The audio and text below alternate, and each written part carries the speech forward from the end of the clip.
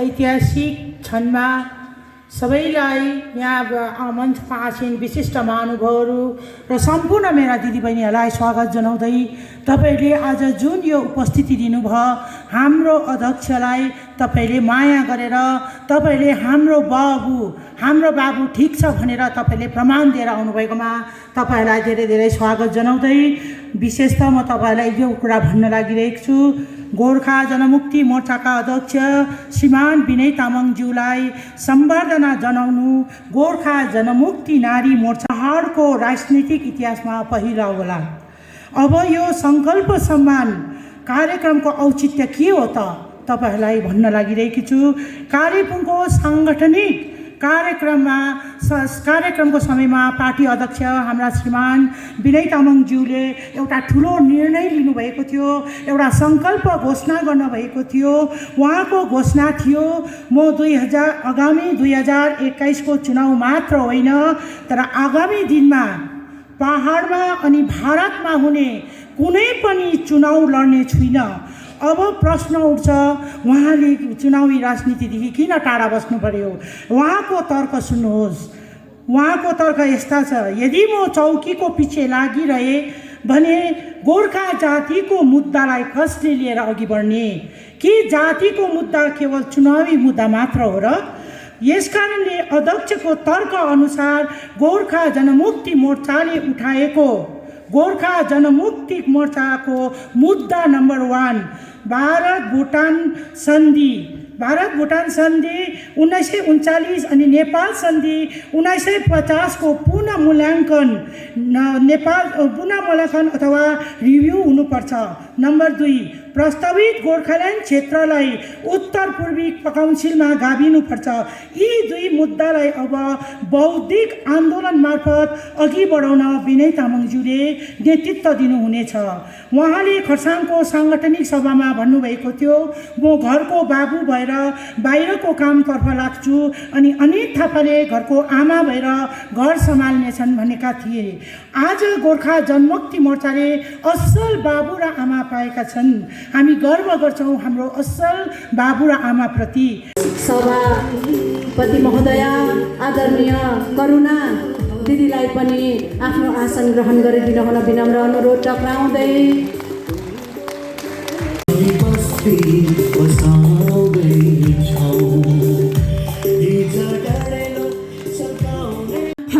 हमेशा आफूलाई त्यागी र बलिदानीको परिचय दिँदै अग्रसर हुने यी दिग्गजहरूलाई ससम्मान माल्य अर्पण गरिदिन हुन मेरा आदरणीय बहिनीहरूलाई म अनुरोध गर्न चाहन्छु।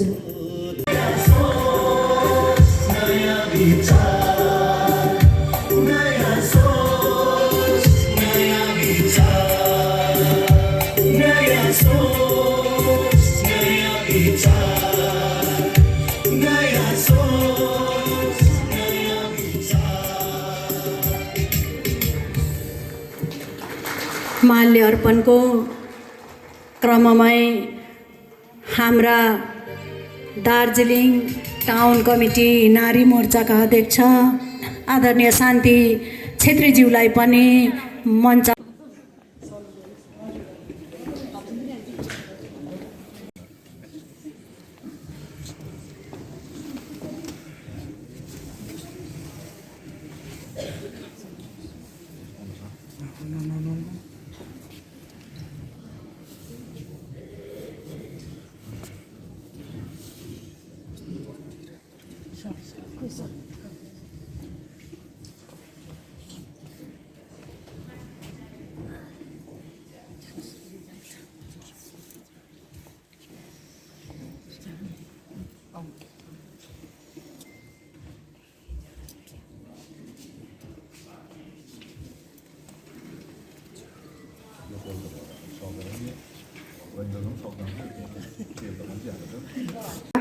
म सक्दिनँ बोल्दिनँ पनि भन्नु छैन, मलाई भन्नु हुँदैन, मैले बोल्नै पर्छ। तर म त अभिभावकलाई विद्यार्थीहरूलाई मेरो शिक्षक शिक्षिकालाई सम्बोधन गर्नु पो मलाई सजिलो हुन्छ त्यही विभागमा भएकोले। तर यो आजको जुन चाहिँ अब एउटा राजनीतिक छ यसमा अलिकति मेरो अभ्यास छैन र पनि राम्रो सोच र राम्रो विचार भएको यो राजनीतिक ले गर्दा हामीले यसलाई आन्तरिक हृदयबाट नै हामीले यसलाई स्वागत गर्दै अन्तर्हृदयबाट लिएर अघि बढेका छौँ। हामी शिक्षक वर्गले हामीले सहयोग दिइरहेका छौँ राम्रो सोच र राम्रो विचारलाई। र भर्खरै भन्नुभएको मेरो मनमा जे आउँछ त्यही नै म भन्ने छु, कतै भुल भए क्षमा चाहन्छु। र विशेष गरी यो जुन चाहिँ सङ्कल्प मलाई त्यो पनि थाहा थिएन। सङ्कल्प सम्मान त भन्नु त भयो, तर के सङ्कल्प हो त्यो कतिवटा कुरोहरू है हामी अहिले स्कुलको हेड भकल गर्दा रात 3 वर्षमा आज यो गर भोलि यो गर डिपार्टमेन्ट पढ्दा त्यो हेर्दै ठिक्क आज पनि मेरो एउटा थियो र मैले खालि पोस्ट मात्रै गरेँ स्टाफलाई, केही भन्नु पाइनँ। अडियो गरेर भन्नुपर्ने यहाँ आउनु हतार है। र यो यहाँ आएर बुझेँ मैले सङ्कल्प जुन चाहिँ सम्मान चाहिँ हाम्रा अध्यक्ष महोदयले दिएको यो अति राम्रो विषय रहेछ। र उहाँले हालैमा कालिम्पोङमा एउटा साङ्गठनिक एउटा पार्टीको जुन चाहिँ सभामा निर्णय लिनुभएको जुन चाहिँ 2वटा कुरा मैले यहाँ बुझ्नमा आएँ। अहिले अनुप्रधान गुरुमाले भन्नुभयो, 1 नम्बर भारत नेपालको सन्धि 1948 को अनि नेपाल भारतको सन्धि 1950 को जुन चाहिँ छ यो एउटा गलाको हड्डी जस्तै क्या, त्यसलाई निल्नु कि फ्याँक्नु कि हो त्यस्तो अहिले त्यस्तै चर्चा परिचर्चा भइरहेको छ र उहाँले निकाल्नु हुँदैछ। एकदमै राम्रो कुरो। र उहाँको जुन सङ्कल्प चाहिँ के रहेछ भन्दाखेरि यहाँ अहिले आएर बुझेँ कि उहाँले जबसम्म यो कुरो फत्ते म पार्न सक्दिनँ, म यसमै लागि पर्छु र म कुनै चुनावमा म लड्ने छुइनँ भन्ने यो त अति एउटा त्याग सेक्रिफाइस। मान्छेले सब कुरो गर्नु सक्छ तर सेक्रिफाइस गर्नु चाहिँ बहुत साह्रो पर्छ प्रत्येक कुरोमा। इभन एउटा सानो खानेकुरोमा सधैँ मिट मासु खाने मान्छेलाई तिमीले 1 महिना 2 महिना यो मासु चाहिँ नखाऊ भन्दा कस्तो साह्रो पर्छ भने यो एउटा चुनाव अथवा यो पद यो चौकी भन्ने कुरा त झन् अहिलेको उयसमा है मान्छे एउटा जाति हो, यस्तै नै छ, हामीले कसैलाई दोषाउनु पनि भएन। र यो यस्तो स्थितिमा पनि उहाँले एउटा सङ्कल्प हुनुभएको छ कि म यो उसमा हिँड्दिनँ जबसम्म यसलाई म फत्ते पार्दिनँ, म यसको निम्ति कतिसम्म सक्छु म बाँचिन्जेल म लागि पर्छु भन्ने जुन चाहिँ सङ्कल्प। अर्को 2 नम्बर कि नर्थ इस्टमा हाम्रो गोर्खा टेरिटोरियल जुन चाहिँ छ गोर्खाल्यान्ड टेरिटोरियललाई पनि नर्थ इस्टमा काउन्सिलमा अन्तर्भुक्त गर्नुपर्ने हो नि त, किनभने हाम्रो र नर्थ इस्टमा के फरक छ? त्यही जलवायु, त्यही बसोबासो, त्यही रीतिरिवाज हाम्रो धेरै मिल्न जान्छ, डाँडा काँडा खोप्छ, त्यही जाडो त्यही डाँडा छ, बाटोघाटो सबै मिल्छ र उनीहरूलाई चाहिँ नर्थ इस्टमा हालेर धेरै कुरोको सुविधाहरू फेसिलिटिज छ भने आज हाम्रो दार्जिलिङ जुन चाहिँ टेरिटोरियलमा हामी त्यसको केही पनि पाएको छैनौँ। र यसै कारणले गर्दा यो पनि एउटा संवैधानिक अधिकारभित्र पर्छ र यो कुराको निम्ति पनि उहाँले अघि बढेर एउटा फत्ते गर्ने एउटा सङ्कल्प लिनुभएको यो अति उत्तम। भारतभरिको गोर्खाहरूको निम्ति एउटा ऐतिहासिक क्षण साँच्चै नै यो सुनौलो अक्षरले लेखिनेछ भविष्यमा। र विशेष गरी मलाई यहाँ भन्नु केही छैन, सरको जुन चाहिँ सङ्कल्प छ यो एकदमै राम्रो। हामीले एउटा सराहना लिनुपर्ने, उहाँलाई यसमा सम्मान दिनुपर्ने नै रहेछ। र हामी नारी मोर्चाले नारी दिदीबहिनीहरूले पनि उहाँको यस सङ्कल्पमा हम हैसे लागेर साथ दिने हामीले आजको दिनमा प्रण गर्नुपर्ने यहाँ देखा परिरहेको छ।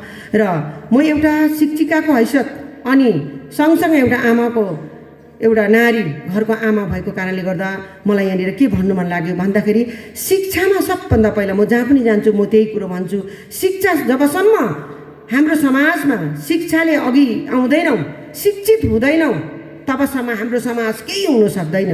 ब्रिटिसले हामीलाई माया गर्थे, गोर्खालाई पुरा माया गर्थे र त्यस समयमा हाम्रो युवाहरूलाई 15-16 वर्ष हुने बित्तिकै गोई भर्ती अथवा 15-16-18 वर्ष हुने बित्तिकै जवान युथहरूलाई उनीहरूले ब्रिटिस आर्मीमा लान्थे र एकदम ब्रिटिसमा उनीहरूले ट्रेनिङ दिएर उनीहरूले सिपाही बनाए भने औरतहरूलाई लेडिजहरूलाई चाहिँ कमान खोलेर कमानमा काममा लगाइदिए। हाम्रो इमान्दारिता बलियो, हाम्रो शारीरिक पनि हाम्रो बलियो छौँ, हामी इमान्दारी देखेर उनीहरूले कमानमा हालिदिए। र त्यो कारणले गर्दा त्यति बेलाको टाइममा के भयो, हाम्रो गोर्खालाई शिक्षामा ध्यान दिएन, किनभने हामीलाई अर्थनैतिक खाँचै भएन नि त। केटा पुरुष जतिलाई आफ्नो आर्मीमा हालिदिइहाल्यो सिपाहीमा, अनि नारी जतिलाई कमानमा हालिदिएर हामीलाई पैसाको खाँचै भएन र अर्थनैतिक खाँचो नभएको कारणले त हामीलाई शिक्षामा हाम्रो त्यति बेलाको पुर्खाले त्यति बेलामा ध्यानै दिएनन्। र वेरज अरू जातिलाई सरकारी नोकरी पाउनको निम्ति अङ्ग्रेजी भाषा सिक्नै पर्थे उनीहरूले एक्जामहरू पास गर्नै पर्थ्यो र यसै कारणले गर्दा उनीहरू आज बङ्गाली समुदाय हामीभन्दा 500 वर्ष अगाडि शिक्षामा उनीहरू छन्।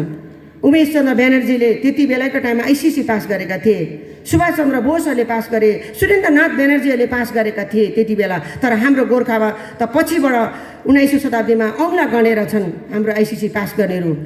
र हाम्रो गोर्खाहरूलाई ब्लेसिङ भयो, आशीर्वाद भयो कि हामीलाई अर्थनीतिको खाँचै भएन। नारीहरू जति कमानमा जान्थे, पुरुष जति प्राय आर्मीमा जान्थे। तर भविष्यको निम्ति चाहिँ त्यो नीति चाहिँ फेरि ब्रिटिसले लगाएको नीति अभिशाप हुन गयो, कारण हामी शिक्षामा पछौटे भयौँ। शिक्षामा पछौटे भयौँ, त्यही कारणले गर्दा आज हामीले अधिकारहरूदेखि हामी वञ्चित भएका छौँ। हामी शिक्षामा जोड दिनुपर्छ। म एउटा शिक्षिकाको रूपमा भएको कारणले गर्दा, शिक्षाकै क्षेत्रमा भएको कारणले गर्दा मैले यो धेरै धेरै बुझ्न लागिसकेको छु। हाम्रो अभिभावकवृन्दलाई म यही भन्न चाहन्छु। र आजको दिनमा मेरा दिदीबहिनीहरू, हामी आमाहरू हौँ, घरको मूल खाँबा हो।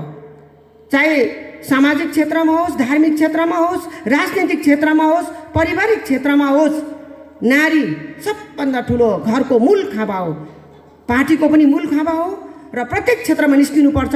तर सँगसँगै घरको आमा भएर नानीहरूलाई, आफ्नो छिमेकीको नारीहरूलाई पढाइको निम्ति तपाईँले उत्साह दिनुहोस्, प्रेरणा दिनुहोस्, अनि घरको नानीहरूलाई पनि पढाइमा ध्यान दिनुहोस्। र सबैलाई राम्रो दिएर हामीले शिक्षामा हामी अरू जातको काँधमा काँध हालेर हामी शिक्षित भयौँ भने, मैले अस्ति नै भनेको थिएँ हाम्रो यहाँ सिस्टम छैन भन्ने, यो कुरा अहिले म यहाँ भन्नु छैन। तर हाम्रो जुन चाहिँ गोर्खाल्यान्ड हामी भन्छौँ, वी वान गोर्खाल्यान्ड, त हामीलाई चाहिएको कुरो सारा विश्वभरि छरिएर बसेको गोर्खाको हृदयमा, प्रत्येक गोर्खाको बुथमा जबसम्म हामी छौँ भने हामीलाई गोर्खाल्यान्ड चाहिएको छ। यो हाम्रो संवैधानिक अधिकार हो, हामीले पाउनुपर्छ।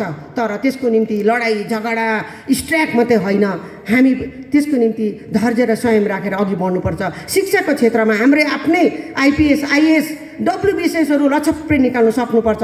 हाम्रो सोच त्यो हुनुपर्छ प्रत्येक आमाहरूको। म शिक्षकहरूलाई मात्र होइन, प्रत्येक आमाहरूको, प्रत्येक आमा बाबुको, अभिभावकको पनि यो एउटा सोच राख्नुपर्छ। हामीले समाजलाई अघि बढाउनु हो भने र जताभावी लाग्नु हुँदैन। राम्रो सोच र राम्रो विचारमा हामी अघि बढेर एकबद्ध भएर हामी अघि बढ्यो भने हाम्रो जुन चाहिँ लक्ष्य छ, हामी लक्ष्यमा पुग्न सक्छौँ भन्ने। अनि मलाई बेसी भन्नु छैन। र आजको जुन सङ्कल्प सम्मानमा हाम्रा आदरणीय अध्यक्ष महोदयलाई जुन चाहिँ एउटा सम्मान दिने, यो एउटा एकदमै राम्रो विषय, एकदमै राम्रो कुरो लाग्यो। ऐतिहासिक यो क्षण हो र उहाँको जुन चाहिँ सङ्कल्प सोच्नु भएको छ, उहाँको यो दृढ सङ्कल्पलाई ईश्वरले उहाँको दीर्घायु सुस्वास्थ्य रहोस्। अनि उहाँको यो सङ्कल्पलाई ईश्वरले अन्तिम क्षणसम्म उहाँलाई साथ दिएर यो लक्ष्यमा, यो उद्देश्यमा चाहिँ सफल हुन सकोस् भन्ने मेरो आन्तरिक हृदयबाट उहाँलाई फेरि पनि बधाई दिँदै अनि ईश्वरलाई पनि यही प्रार्थना राख्दै मेरो यो छोटो 2 शब्द यहीँ शेष गर्दछु। धन्यवाद। प्रश्न छ यो। हुनलाई त यो सन्धि जुन चाहिँ हस्ताक्षर गरिएको थियो, हस्ताक्षर गर्ने एउटा व्यक्ति नेपालको राजा अनि नेपालको पक्षबाट मोहन शमशेर जङ्गबहादुर राणा, नेपालको राजाले गरेको हस्ताक्षर, यताबाट भारतको पक्षबाट भारतको राजदूत नेपालमा, र एउटा राजा र एउटा राजदूत एम्बेसडर, त्यो प्रोटोकल मिलेन। र यो सन्धि हस्ताक्षर भएपछि पनि नेपालमा धेरैवटा प्रश्नहरू उठेको हो।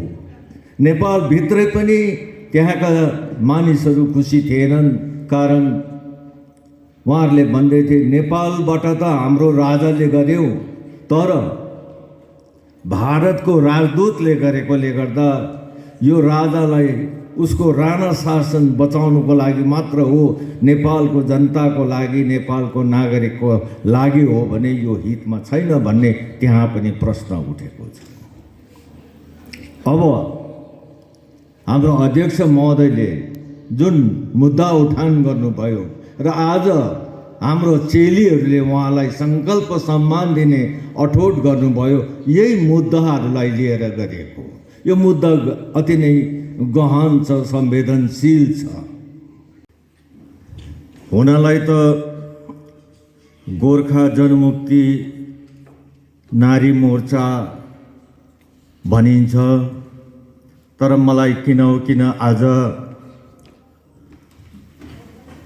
एउटा चेलीको समूहले माइतीलाई सम्मान गर्न गइरहेकोले गर्दा मलाई आज गोर्खा जनमुक्ति नारी मोर्चा होइन, गोर्खा जनमुक्ति चेली मोर्चा भन्न मन लागिरहेको छ। एउटा चेलीले आफ्नो माइतीलाई यसरी सम्मान गर्ने जुन कार्यक्रम दार्जिलिङ महकुमा अनि केन्द्रीय समितिले राख्नु भएको छ, यसको निमित्त तपाईहरू साँच्चै नै बधाईका पात्र हुनुभएको छ। अब कुरा के आउँछ भने यहाँहरूले मलाई 2 शब्द राखिदिनु भन्नुभयो, अनि मैले कुन विषयमा मेरो वक्तव्य राख्ने, निश्चय नै सङ्कल्प सम्मान उहाँले जुन पाउन गइरहनु भएको छ, अनि चेलीहरूले पनि यसैको लागि होला सायद मलाई 2 शब्द राखिदिनुहोस्। सङ्कल्प समारोहको औचित्य के हो, यसको पृष्ठभूमि के छ, किन उहाँलाई अभिनन्दन गर्ने, यस विषयमा लामो वक्तव्य त म दिन्न, छोटकरीमा म बताउन चाहन्छु। विशेष गरी हाम्रा अध्यक्षले जुन मुद्दाहरू, एउटा समय सापेक्ष मुद्दाहरू उठाउनु भएको छ,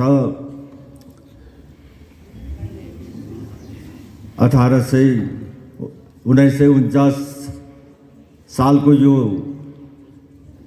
इन्डो भुटान ट्रिटी र Bharat Nepal Indo friendship treaty, piece and friendship treaty 1950, यो 2टा मुद्दा, यो 2टा सन्धि लिएर उहाँले जुन प्रकारले पत्रचार गरिसक्नु भएको छ, हाम्रो देशको उच्च स्तरीय नेतृत्वहरूलाई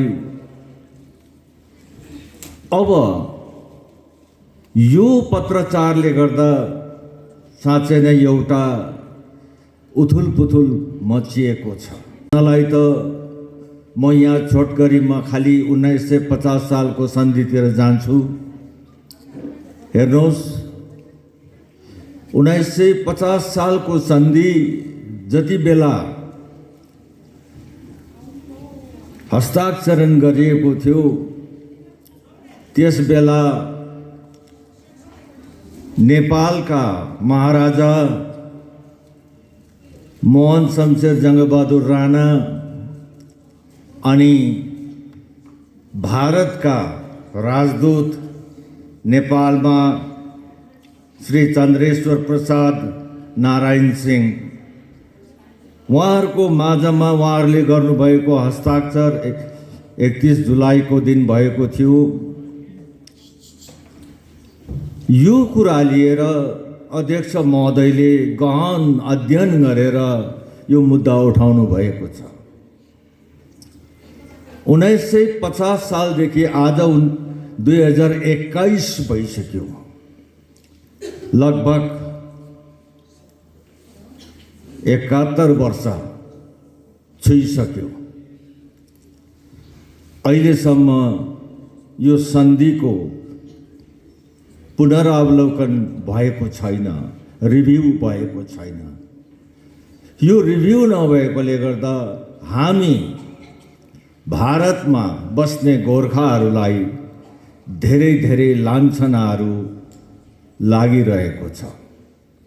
अब अझै कति दिन हामीले यस्तो लाञ्छनाहरू सहनु पर्ने? यो लाञ्छना जुन हामीमाथि लागेको छ, यसको निराकरण एउटै छ, त्यो हो 1950 सालको नेपाल भारतको सन्धि अब पुनर्विचार गर्नुपर्छ।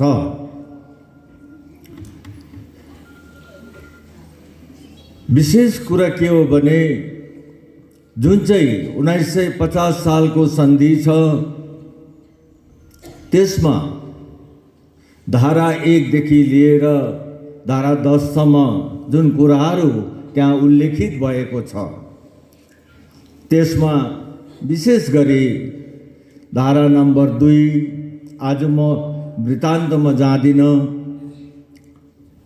धारा नम्बर 5, धारा 7, 6 पनि हो, अझै 7, 8 पनि, यो धाराहरू अब पुनर्विचार गर्नुपर्ने समय आएको छ भनेर उहाँले औँलाइसक्नु भएको छ, उहाँले पत्रचार गरिसक्नु भएको छ। विशेष गरी 1950 सालको सन्धिमा उल्लेख गर्नुपर्दा धारा 7 अनि धारा 8, धारा 7 मा के लेखिएको छ भने भारतबाट नेपालमा गएर व्यापार वाणिज्य आफ्नो जागिर सबै गर्न सकिन्छ, पाउँछ। त्यसरी नै नेपालबाट पनि भारतमा आएर व्यापार वाणिज्य गर्न सकिन्छ, जीविका उपार्जनको धेरै साधनहरू छ, त्यसमा उहाँहरूले पनि मौका पाउँछ।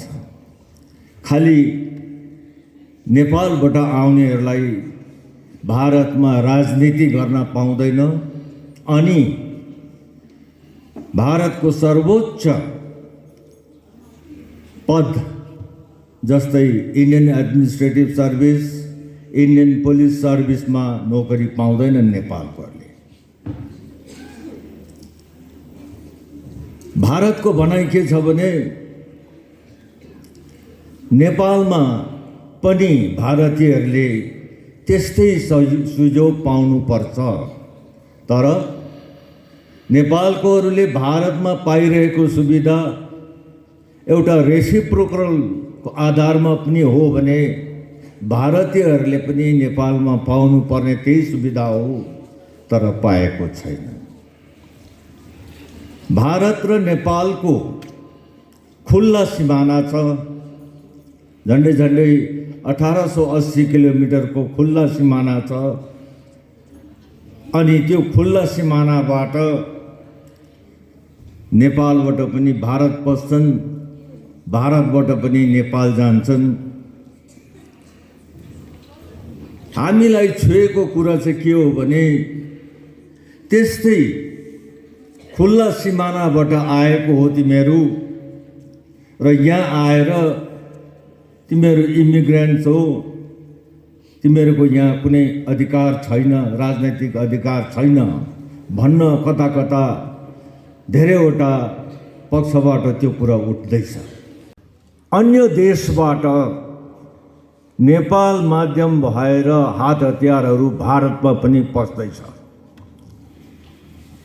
त्यो शङ्काले गर्दा हुन सक्छ हामीलाई लागेको सम्भावना, शङ्का हामीले गरेको, त्यसैले गर्दाखेरि भारतको शीर्षस्थ नेतृत्वहरूले यसलाई अब गम्भीरतापूर्वक लिनुपर्छ।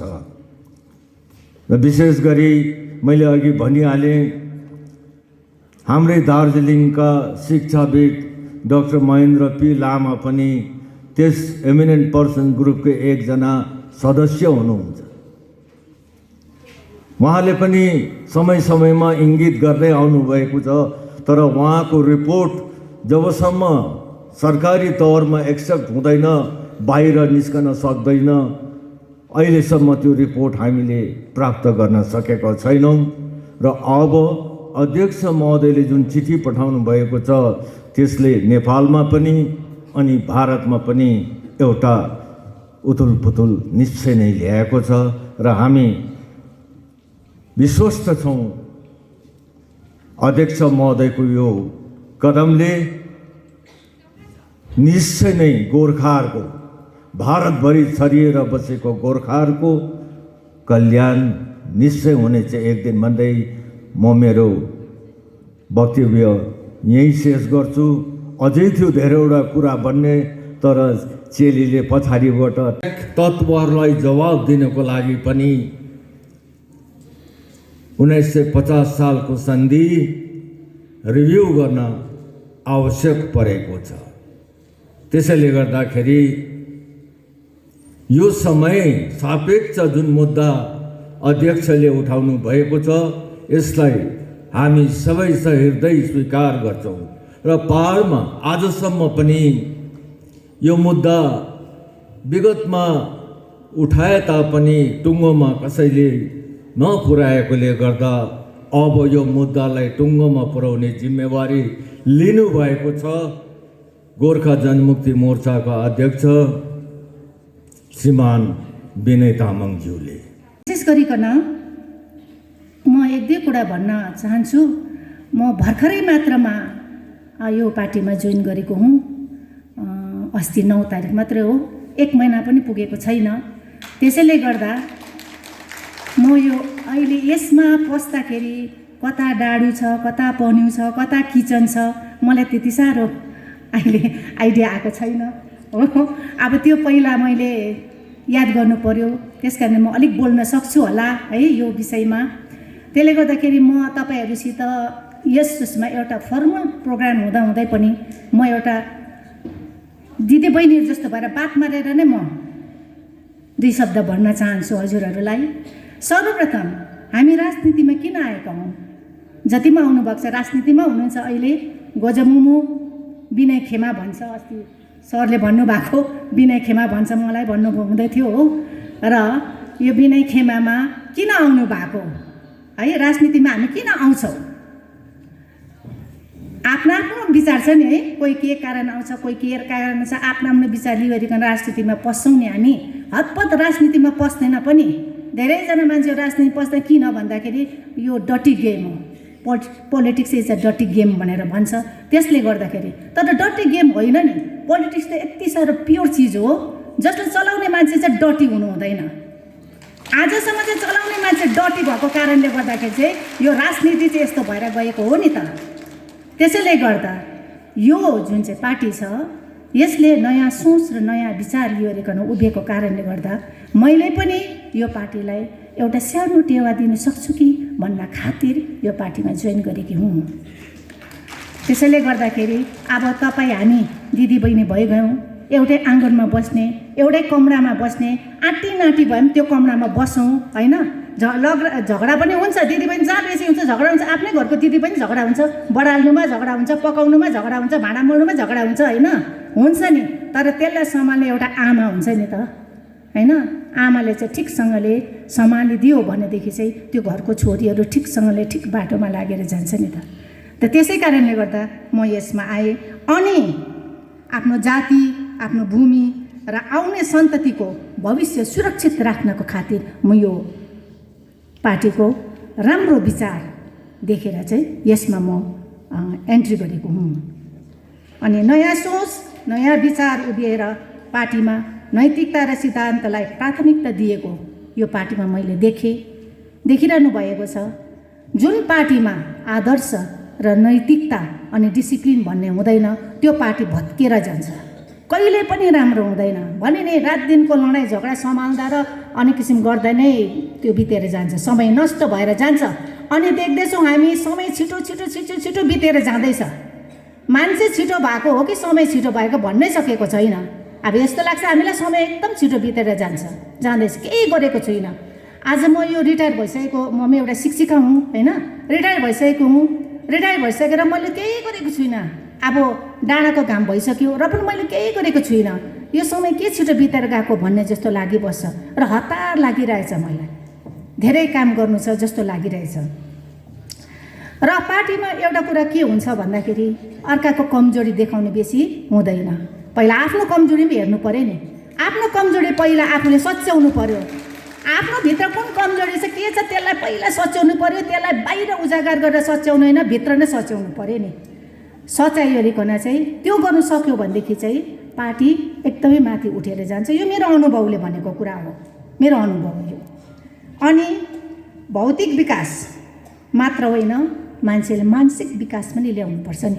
भौतिक विकासले मात्र केही पनि हुँदैन, मानसिक विकास मान्छेमा जबसम्म आउँदैन तबसम्म चाहिँ केही उन्नति हुन सक्दैन। त्यसको निम्ति जनता सचेत हुनु पर्यो नि।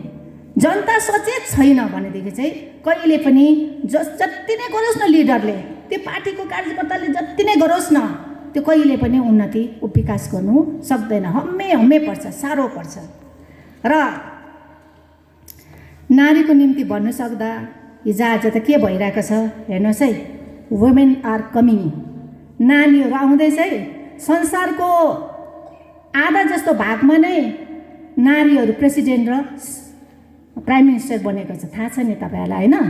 संसारको आधा भाग नै आज नारीले लिड गरेर रुल गरेर लाँदैछ र त्यो पुरुषलाई च्यालेन्ज हुँदैछ।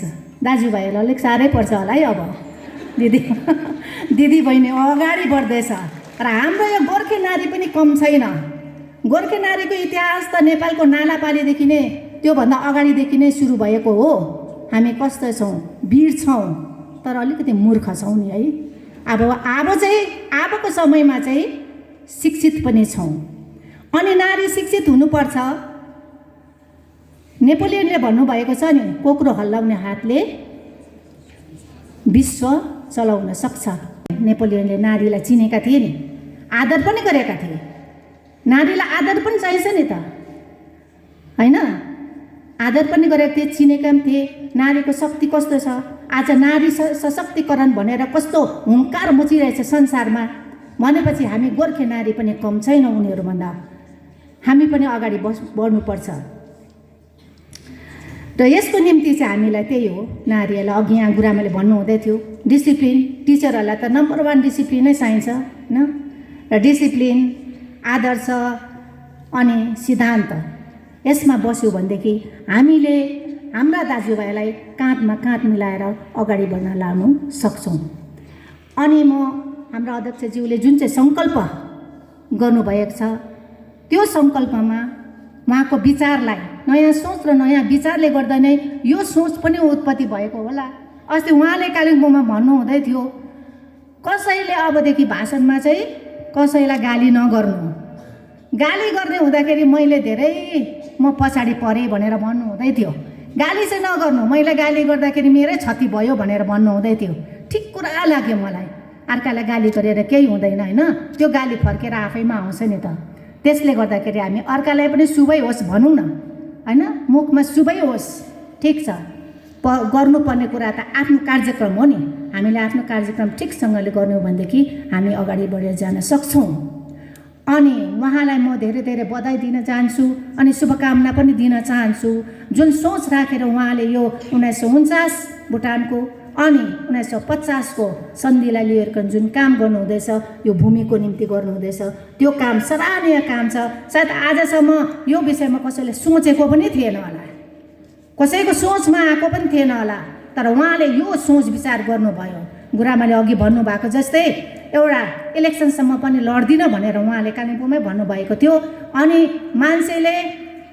मान्छेलाई मासु खानु छोडिदियो भन्दा कस्तो हुन्छ, त्यस्तो गुरुआले भन्नुभएको थियो अघि है। त्यस्तै प्रकारले उहाँले अब एउटा तपस्या नै गरे, यसको निम्ति तपस्या गर्नु पर्यो, एउटा अलग्गै बसिरहेकन संयम लिनु पर्यो। र यो विषयमा उहाँले जुन काम गर्नुहुँदैछ, हामी कालिम्पोङ डिस्ट्रिक्टको तर्फबाट समग्र नारी अनि हामी समग्र कालिम्पोङको जनताको तर्फबाट उहाँलाई धेरै धेरै शुभकामना अनि बधाई दिन चाहन्छु। बैठकको कुरा भन्नुभयो, 9 चरणको बैठक सम्पन्न भइसकेको छ, त्यसमा एउटा गोर्खा सन्तान पनि त्यो डेलिगेसनमा एउटा मुख्य भूमिका पालन गर्दैछ। बट यो जुन बैठक छ, यो बैठकको इस्युमा यति हाई लेभलको बैठकमा दुईटा देशको यति सिक्युरिटी वा निरापत्ता वहन गरिन्छ, त्यसमा तपाईँले शब्द उठाउनु भयो। अहिले एउटा हालै आरटिआईको क्लजमा 14(2)(9) एउटा सब्जेक्ट आइरहेछ, त्यसमा तपाईँले किन आरटिआई नगरेको? गर्दाखेरि तपाईँले त्यो मिटिङको एजेन्डा पाउनुहुन्थ्यो त, तपाईँले जनतालाई त्यो हेर्नुहोस्। एउटा कुरो हेर्नुहोस्, यी तपाईँले त्यो हेर्नुहोस्, भारतको नियमभित्र नै हामी अन्याय भइरहेको छ। हेर्नुहोस्, धेरैवटा नियम र अधिनियमको मा चाहिँ हामी चाहिँ पिल्छो भइरहेको छ। त्यसले गर्दाखेरि तपाईँले जुन कुरा गर्नुभयो नि इपिजी त्यो एउटा ग्रुप हो, उहाँले 9 पल्ट बैठक गर्यो दुई देश माझमा सन्धि विषयमा, तर त्यो कुरो भारत सरकारलाई दिएको छ, तर भारत सरकारबाट आधिकारिक रूपमा त्यो आएकै छैन भनेपछि कसरी चाहिँ हामीले आरटिए गर्ने, कसरी आरटिए गर्ने? जब उसकोमा आधिकारिक रूपमा यस यो दुई देश माझको सन्धिमा 9 पटक जुन इमिनेन्ट पर्सन ग्रुपहरूले दिएको रिपोर्टमाथि चाहिँ भारत सरकारले यसलाई अध्ययन गर्यो या विश्लेषण गर्यो या संश्लेषण गर्यो भन्ने कुरा जब आउँछ र आधिकारिक रूपमा जब उहाँले स्वीकार गर्छ तब हामी आरटिआई गर्छौँ नि। अहिले नै आरटिआई कसरी गर्ने? Bhutan, Bharat, Nepal nation interest wise कोही सन्धि बनेको छ। सन्धि भन्दाखेरि कोही जातिले वा कोही सङ्गोष्ठीले वा कोही जनआधारभूत संस्थाले त्यसको एफेक्टेड हुँदैछ। तपाईँको आफ्नो सम्भाषणमा राख्नुभयो। आखिर 1949, 1950मा नेसन इन्ट्रेस्टमा बनेको थियो, त्यति बेर तपाईँहरूको यो इन्फ्लुएन्स थिएन। आखिर आजको दिनमा आएर तपाईँले भन्नु नर्थ एन्ड साउथ ब्लकको कुरा मेन्सन गर्नुभयो, इभन चाइनाको कुरा मेन्सन गर्नुभयो। चाइनाको कुरा मेन्सन गर्दाखेरि के आखिर आयो, यता काहीँ तपाईँको यो शब्दले बहिर्पराशक्तिले काहीँ स्याबोटाइज गर्ने त आशंका छैन त? हेर्नुहोस्, त्यो हामीले कहाँनिर स्याबोटाइज गर्छ के गर्छ त्यो हामी हेरेका छैनौँ। यो अन्तर्राष्ट्रिय विषयवस्तु हो अनि कुनै दुई देश माझको मामिला हो, तर यहाँ देशको फाइदा र नोक्सानमाथि हामी चाहिँ चेप्टिरहेको छौँ भारतमा बस्ने गोर्खाहरू चाहिँ। अब त्यो जुन प्रकारको हामीलाई अत्याचार र अतिक्रमण जुन अन्याय भइरहेको छ त्यहीँबाट न्याय पाउनुको निम्ति नै हाम्रो एउटा कार्यक्रम हो, एउटा मुद्दालाई अगाडि बढाएर लगिरहेको छौँ। र त्यसले गर्दाखेरि अन्तर्राष्ट्रिय स्तरमा या अर्को मञ्चमा के कस्तो हुन्छ त्यसको हामी हेर्दैनौँ, तर हामीलाई जे भइरहेको छ, हामीलाई जुन बिमारी लाग्छ त्यो बिमारीबाट जाति हुनुको लागि नै हामीले यो कुरो गरिरहेको छौँ। तर तपाईँलाई यो तपाईँको मिडियाबाट भन्न चाहन्छौँ कि अबको आन्दोलन आफैले आफूलाई मार्ने आन्दोलन, आफैले आफूलाई नोक्सान बनाउने आन्दोलन, आफूले आफूलाई नै बन्दुक ताक्ने आन्दोलन चाहिँ हुँदैन। यो बौद्धिक आन्दोलन हो।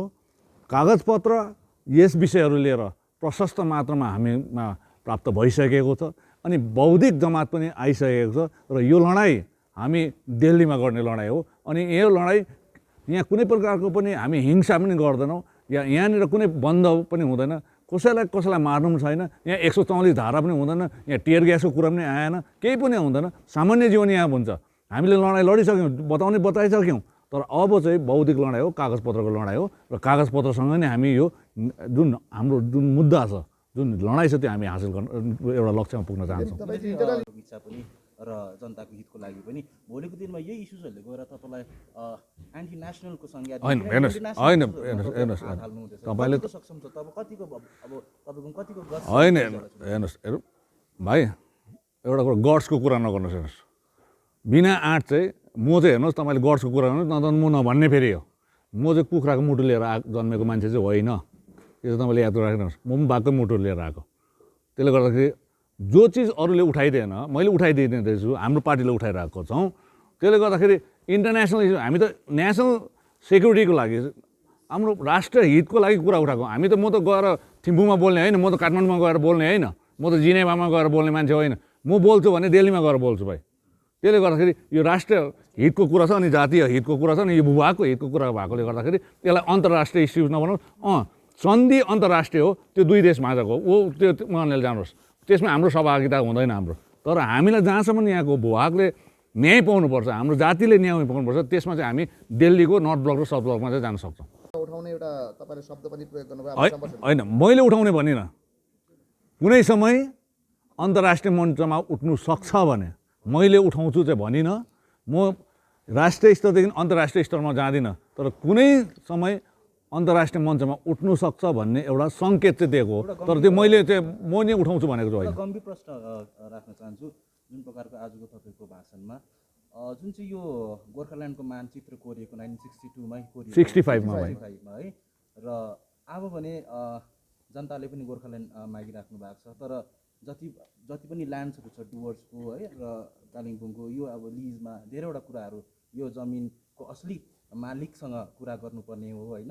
मालिकसँग कुरा नगरी यहाँ गोर्खाल्यान्ड आज मात्र विनय तामाङले यो चिजहरूलाई असलियत जुन छ जनताको अगाडि राखेको छ है। पहाडको कुनै नेताले यो चिजहरू जनताको अगाडि राख्ने प्रयास गरेनन्। के लाग्छ तपाईँलाई पहाडको जुन प्रकारको लिडरसिप छ उहाँले जनताको आँखामा धुलो हालेर एउटा लुप होल एउटा हुन्छ नि ग्रेस टाइपको जनतालाई राखेको के लाग्छ तपाईँलाई? हेर्नुहोस्, उहाँले जनतालाई कस्तो प्रकारले राखे, कस्तो स्थानमा देखे, उहाँ जनताको आँखा छले या छलेनन्, या जनतालाई बहिरा बनाइदिए कि एउटा के बनाइदिए, त्यो त्यतापट्टि म जान्दिनँ। तर जुन कुरो हाम्रो एउटा बौद्धिक जमात जसले यो कुरालाई लगेर अगाडि जाँदैछ, जसकोमा अध्ययन छ, अनि जो म पनि अध्ययन गर्दैछु, त्यसबाट चाहिँ यही प्रतीत भइरहेको छ कि जानकार पाइरहेको छौँ कि मालिक अहिलेसम्म पनि आज 1949 सालको सन्धि नभए, सन्धि हटाइएको भए त्यो भूभागहरू भारतको हुन्थ्यो। तर आज त्यो भूभागहरू अहिले पनि लिज ल्यान्ड हो। अनि हामीले भन्नु चाहेको चाहिँ भारतलाई चाहिँ भनेको यति वर्षसम्म तिमी किरायमा बसिरहेको छौ, अब त्यो जमिन किन न भनेको हामीले चाहिँ राष्ट्र हितमै भनेको। हामीले पहिला जमिन किनिहाल, अर्काको जमिनमा किन किराय? जमिन चाहिँ अर्काकोमा बसिरहेको छ, घर चाहिँ अर्काकोमा छ।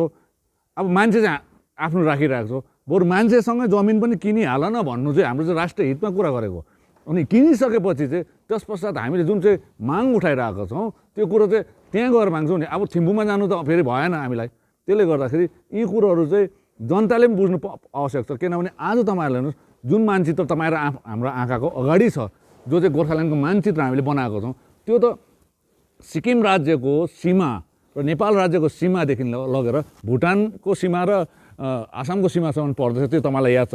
तपाईँले अरू त 65 सालको नहेरौँ, 86 को आन्दोलनदेखि बनिएको यताको जुन चाहिँ मानचित्र छ गोर्खाल्यान्डको, त्यसमा 70% भूभाग कालिम्पोङ जिल्ला, अहिले कालिम्पोङ जिल्ला भयो, कालिम्पोङ जिल्ला र डुवर्स छ अब। अनि 70% चाहिँ आज किरायमा छ। अनि किरायवालालाई चाहिँ हामीले माग्दैछौँ फेरि अलग राज्य गोर्खाल्यान्ड, मालिकलाई चाहिँ माग्नु सकेको छैनौँ। त त्यसले गर्दा पहिला तिमी मालिक बनिहाल, त्यस पश्चात हामी माग्छौँ भन्नुको अर्थ चाहिँ यो हो कि जनतालाई कि हामीले चाहिँ गलत ढङ्गमा अहिले काम गरिरहेको रहेछौँ, राजनीतिक क्रियाकलाप गरेर। अब चाहिँ सही ढङ्गमा जानुपर्छ भने यी भुलहरू सच्याउनको निम्ति नै हामीले यो कागजपत्रहरू माथि उठाएका छौँ। जुन प्रकारले यो इन्टरनेसनल भाषणमा नि बहुत पोइन्ट निक्लिसकेको छ, पहाडको राजनीतिमा आउँदैनमा केही उलटपलट हुँदैछ, यसको विषयबारेमा तपाईँको भनाइ के छ? त्यस्तो ठुलो कुरो त के होइन, त्यो उलटपुलट त हेर्नुहोस् पहाडले बहुत देखिसकेको छ। उतार चढाउ, राजनैतिक गतिविधिहरू, अलपत्रै परेको रणनीतिहरू पहाडको जनताले, तराईको जनताले भोगिसकेको छ, देखिसकेको छ। र त्यस्तो उलटपुलट केही होइन।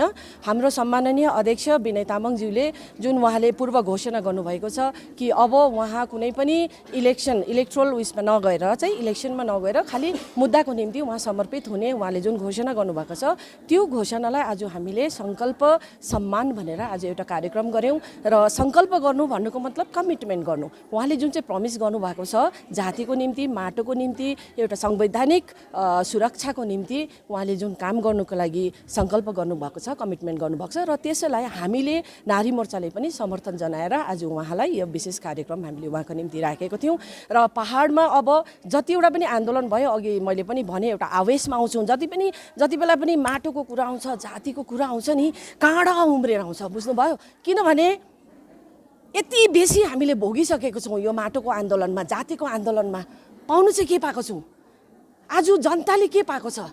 आज भोगेको छ, दुःख भोगेको छ जनताले, सुख भोग गरेको छ नेताले। आज हेर्नुहोस्, त्यही कारणले गर्दा अब चाहिँ हाम्रो एउटा सेक्सन छ, जस्तै मैले पनि घोषणा गरिसकेको छु उहाँसँगै अघि बढ्ने भनेर। किनभने माटोको यो इट्स नट नेसेसरी प्रत्येकले चाहिँ राजनीति गर्नुपर्छ भन्ने जरुरी छैन, तर यहाँ पहाडमा चाहिँ जरुरी छ। किन भन्दाखेरि आज हाम्रो यहाँको भूभागको जुन चाहिँ अवस्था छ, पहाडको डमाडोल छ। हामीलाई अब हाम्रो भूभागको खतियान चाहिएको छ। सिधा भाषामा भन्नु भने हामी भाडा घरमा बस्यौँ, दखलै भएर बस्यौँ। अब भारत सरकारले हाम्रो नाममा गोर्खाको तराई र यो कालेबुङ, दार्जिलिङ, खरसाङ, डुवर्सको सम्पूर्ण भूभाग जुन चाहिँ सुगौली सन्धिसँग ल्याएको भूभाग थियो, त्यो भूभागको अब जजमेन्ट चाहिँ अब सरकारले दिनुपर्छ। र हामीलाई अब खतियान हाम्रो जग्गाको खतियान मालिकाना हक अब हामीलाई चाहिएको छ र यसमा हामी निष्ठापूर्वक अघि बढेर जानेछौँ र यहाँ कुनै काटमार हुँदैन। कसलाई काट्नु? आज प्रत्येक हेर्नुहोस्, आज प्रत्येक पार्टीको नेताहरूले जातिको लागि माटोको लागि भन्छन्, तर एकअर्कालाई नै बाजुजुजो गरिरहेको छ। कसको लागि लडाइँ गर्दैछौँ हामी? आज पार्टी हामी कसको लागि गर्दैछौँ भन्दा आफ्नो जातिको लागि र यो माटोको लागि गर्दैछौँ भने हामी एकअर्कामा खिचातानी किन गर्ने? र अब चाहिँ हाम्रोमा पनि सायद मेच्युरिटी आइसकेको छ र उहाँले पनि अघिबाटै घोषणा गर्नु भइसकेको छ, कसैलाई गाली गर्ने होइन, अब हामी गाली गर्ने होइन, अब हाम्रो जातिलाई कसरी पार लगाउनु पर्ने हो त्यसमा हामी कमिटेड छौँ। Thank you. समय के साथ ही जरूरी बदलाव, प्लास्टिक हटाओ, रस्ट प्रूफ और food grade stainless still water tank लगाओ और लाइफ टाइम गारंटी पाओ। इसके हैं फायदे अनेक। काफी दिनों के लिए प्रयोग नहीं होता तो भी फंगस नहीं, सफाई बिल्कुल आसान, मौसम जो भी हो पानी नॉर्मल ही रहेगा। प्लास्टिक हानिकारक, स्टील के फायदे हैं अनेक। Contact number 9832378631। घर के फर्श की चमक को रखिए बरकरार टिप्स निमोल नीम हर्बल के साथ, क्योंकि निमोल हर्बल नीम घर को साफ ही नहीं रखता बल्कि 99.9% जर्म्स और बैक्टीरिया का जड़ से सफाया भी करता है। घर को स्वच्छ बनाइए, आप भी अपनाइए टिप्स निमोल। टीना का घर बनाने का टोटल समाधान, बाजार भाव से हमारे यहाँ किफायती दाम। घर, दुकान, मकान, गोदाम बनाने के लिए टीना, प्रोफाइल सीट, रंगीन टीना, पाइप आदि सामान की नई दुकान टीना लगाने के लिए मिस्त्री भी हमारे यहाँ है उपलब्ध। महावीर स्टील, 3rd माइल वेगा मॉल के सामने, चौधरी कंपाउंड। Contact number 9709970981। 50 से 70% कम कीमतों पर लाजवाब डिजाइन, ब्रांडेड फर्नीचर, गारंटी सहित मजबूती का वादा। मौका है यही, बना लो इरादा। Bedroom set, sofa set, dining set, outdoor या ऑफिस फर्नीचर से लेकर मॉड्यूलर किचन उपलब्ध है। कम कीमत में बेहतरीन गुणवत्ता का पूरा भरोसा। ऑर्किड बिल्डिंग, ऑपोजिट वेगा सर्कल, 2.5 माइल, सेवक road, Siliguri. International Furniture, unbeatable price. Visit a Royal Oak store today.